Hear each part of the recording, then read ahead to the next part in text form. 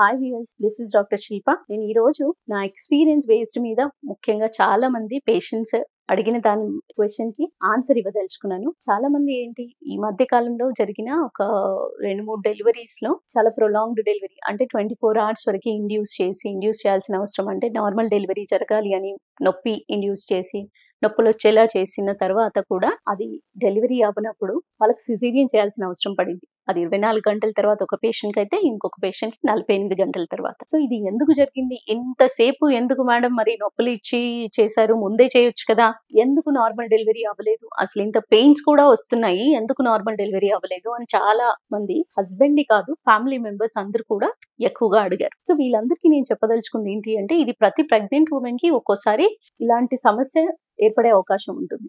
ఎప్పుడైతే నొప్పి ఇండ్యూస్ చేస్తారో, నొప్పి ఇండ్యూస్ చేసిన తర్వాత బిడ్డ హార్ట్ రేట్ ఒక్కోసారి ఏంటి సిటీజీ గ్రాఫ్ ఏదైతే చేస్తూ మానిటర్ చేస్తామని ఇంతకుముందు వీడియోస్ లో నేను ఏదైతే చెప్పానో, ఆ సిటీజీ గ్రాఫ్ లో బేబీ హార్ట్ రేట్ అంతా బాగున్నా కూడా ఒక్కోసారి లీక్ అంటూ మొదలయ్యి మనం యాంటీబయోటిక్ ఎంత కవరేజ్ చేసినా కొంతసేపు మాత్రము, అంటే ప్రతి వెజైనల్ ఎగ్జామినేషన్ ఏదైతే 4 గంటలకి మానిటర్ చేస్తూ ఉంటామో, సర్విక్స్ అనేది గర్భసంచి ముఖద్వారం అనేది తెరుచుకున్నప్పుడు, బిడ్డ అనేది కిందకి దిగినప్పుడు, డిసెంట్ అంటారు దాన్ని, కిందకి దిగినప్పుడు ఏ రకమైన యాంగిల్లో బిడ్డ హెడ్ అనేది ఉంది, ఫస్ట్ హెడ్ ఉంటే నార్మల్ డెలివరీ అయిపోతుంది అంటారు కదా అని చాలా మంది అడుగుతారు.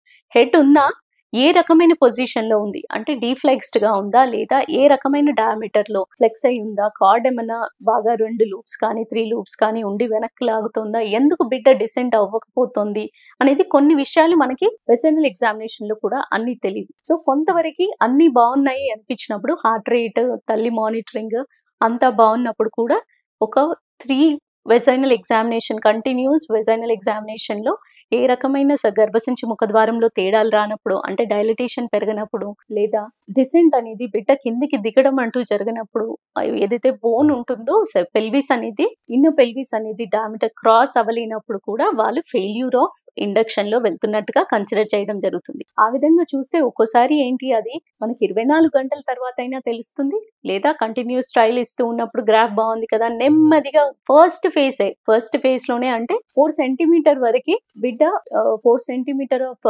గర్భసంచి ముఖద్వారం అనేది తెరుచుకోనంత వరకు దాన్ని first phase of labour pains, first phase of delivery అంటారు. ఈ ఫస్ట్ ఫేజ్ కొంతమందికి ఏంటి 24 గంటల తర్వాత తెలుస్తుంది మనకి. ఈ 4 సెంటీమీటర్లు దాటిన తర్వాత కూడా ఫాస్ట్ అండ్ గా అవ్వనప్పుడు, ఏదైతే ఫాస్ట్ అండ్ కావాలి ఎంత టైం 1 సెంటీమీటర్ పర్ అవర్ కింద క్యాలిక్యులేట్ చేసుకుంటే కూడా డైలిటేషన్ అనేది, ఓపెనింగ్ అనేది సరిగ్గా జరగనప్పుడు బిడ్డకి ఇన్ఫెక్షన్స్ ఒకే ప్రమాదం ఉంటుంది. సో దీన్ని దృష్టిలో పెట్టుకొని బిడ్డకి ఐసీయూ అడ్మిషన్ పడే ప్రమాదం ఉంటుంది. సో వీటన్నిటిని దృష్టిలో పెట్టుకొని కొంతవరకు ట్రయల్ చేసి, ఈవెన్ తల్లి అంటూ నొప్పిని ఇంతవరకు తీసుకున్నా కానీ ఖచ్చితంగా ఆ విషయంలో సరైన టైంలో డెసిషన్ తీసుకోకపోతే బిడ్డకి సురక్షితం కాదండి. సో ఇవన్నీ కూడా ఎక్స్ప్లెయిన్ చేయడం అనేది, కొంతమంది అవగాహన ఉన్నట్టయితే ఈజీగా నార్మల్ డెలివరీ పెయిన్స్ రాకపోయినా పెద్దగా, సడన్లీ కొంతమంది ఏంటి డిప్రెషన్ లో బాగా డిసప్పాయింట్ అయిపోయి ఉంటారు మదర్స్. నేను ఇంత పెయిన్స్ తీసుకున్నాను కదా మేడం, సెక్షన్ లాస్ట్ కి జరిగింది అని పర్టికులర్లీ ఈ మంత్ లోనే ఒక ప్రెగ్నెంట్ ఉమెన్ అనేది బాగా డిసప్పాయింట్ అయ్యి ఉండడం జరిగింది. సో తనకేంటి వెంటనే కౌన్సిలింగ్ ఇవ్వకపోతే, ఎందుకు చేశాము అనేది చెప్పకపోతే, కౌన్సిలింగ్ తీయకపోతే, బిడ్డ కోసం అన్న విషయం వాళ్ళకి అర్థమైనట్టయితే డిప్రెషన్ అనే స్టేటస్ వాళ్ళకి రాదు. సో ఈ కౌన్సిలింగ్ ద్వారానే ఆ మదర్ తొందరగా కోలుకోగలిగారు, పోస్ట్ పార్టం డిప్రెషన్ అనే సమస్య రాకుండా చేయగలిగాము. సో ఈ విషయం మీకు అవగాహన మీకు హెల్ప్ అయిందని అనుకుంటున్నాను. Thank you. నమస్తే.